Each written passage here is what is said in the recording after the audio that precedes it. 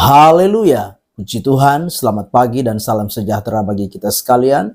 Pagi hari ini mari kita mempersiapkan hati dan kehidupan kita untuk bersama-sama mendengarkan firman Tuhan. Mari kita berdoa. Bapa di dalam surga, terima kasih. Pagi yang baik ini kami bersyukur karena Tuhan Engkau Allah yang masih memperkenankan kami boleh ada sebagaimana kami ada, menikmati kemurahan, kebaikan-kebaikan Tuhan. Kami bersyukur kepadamu dan pagi hari ini kami mau bersama-sama mendengarkan firman Tuhan. Berkati kami semua ya Bapa, dalam nama Tuhan kami Yesus Kristus kami berdoa. Haleluya. Amin.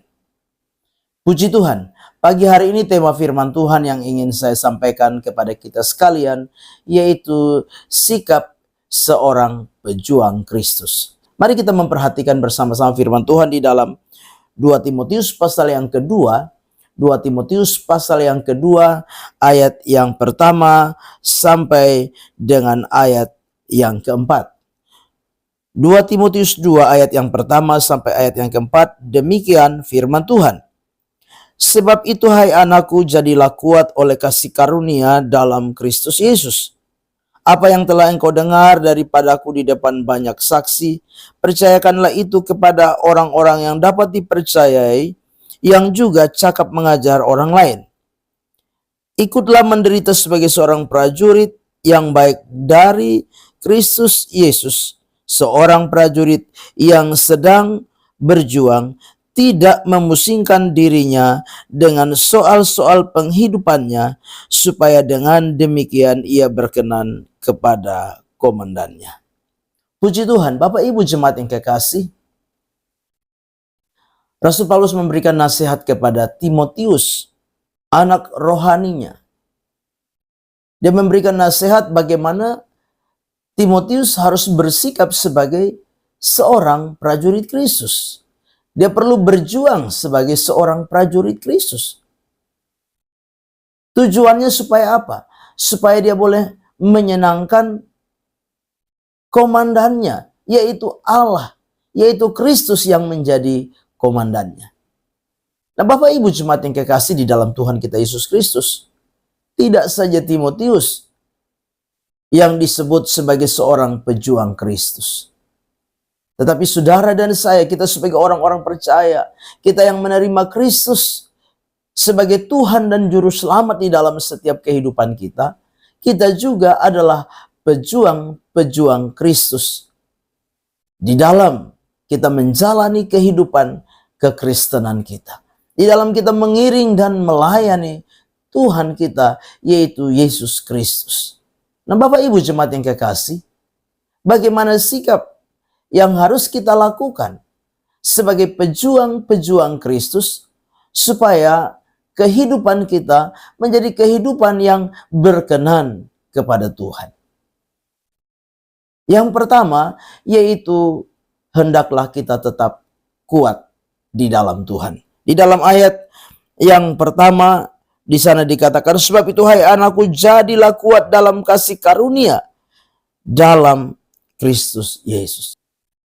Sebagai seorang prajurit Kristus, kita dituntut untuk apa? Tetap kuat di dalam Tuhan. Kuat di dalam kita berjuang di tengah-tengah pengiringan dan pelayanan kita kepada Tuhan. Kita kuat bukan karena kita hebat. Tidak demikian. Tetapi kita kuat karena apa? Kasih karunia dari Tuhan Yesus Kristus yang menjadi sumber kekuatan di dalam kehidupan kita.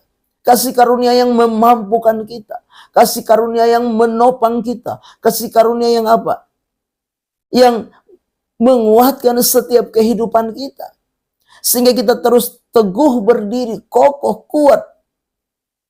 Dalam apa? Dalam kita berjuang menghadapi berbagai tantangan, kesulitan, kesukaran yang apa? Berupaya untuk apa? Menggagalkan perjuangan kita sebagai prajurit Kristus di dalam dunia ini. Kita berjuang untuk apa? Bersaksi. Kita berjuang untuk melayani. Kita berjuang untuk apa? Memberitakan Injil Kristus di tengah-tengah dunia ini. Bukanlah hal yang mudah, bukanlah hal yang gampang. Tapi sebagai orang-orang yang percaya kepada Tuhan, kita diingatkan kembali supaya sebagai prajurit-prajurit Kristus kita perlu berjuang dengan sungguh-sungguh, dengan kekuatan yang Tuhan anugerahkan di dalam setiap kehidupan kita. Sikap yang kedua yaitu apa? Taat di dalam melaksanakan apa yang menjadi kehendak Tuhan di dalam hidup kita. Dengan jelas di dalam ayat yang kedua, apa yang telah engkau dengar daripadaku di depan banyak saksi, percayakanlah itu kepada orang yang dapat dipercayai, yang juga cakap mengajar orang lain. Jadi ini kita perlu taat. Sebagai prajurit-prajurit Kristus, kita perlu taat apa yang sudah kita dengar, apa yang sudah kita terima. Mari kita mau upayakan untuk apa? Kerjakan di dalam setiap kehidupan kita.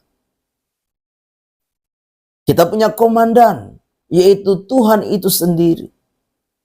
Yesus itu sendiri yang adalah komandan kita. Kita harus melakukan apa yang menjadi kehendaknya di dalam setiap kehidupan kita. Sehingga apa? Di dalam kita menjalani kehidupan ini sebagai prajurit-prajurit Kristus, apa yang kita kerjakan, apa yang kita lakukan, itu boleh berkenan di hati Tuhan sebagai komandan setiap kita, orang-orang percaya.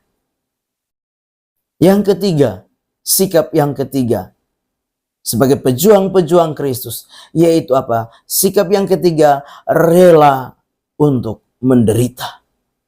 Di dalam ayat yang ketiga di sana dikatakan, ikutlah menderita sebagai seorang prajurit yang baik dari Kristus Yesus. Bapak Ibu jemaat yang kekasih, sebagai prajurit-prajurit Kristus, firman Allah berkata, ikutlah menderita.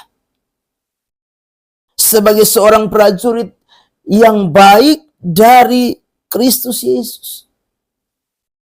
Memang kita harus menyadari bahwa di dalam kita menjalani kehidupan kekristenan kita sebagai prajurit-prajurit Kristus, pasti ada banyak tantangan, pasti ada banyak masalah, pasti ada banyak hambatan.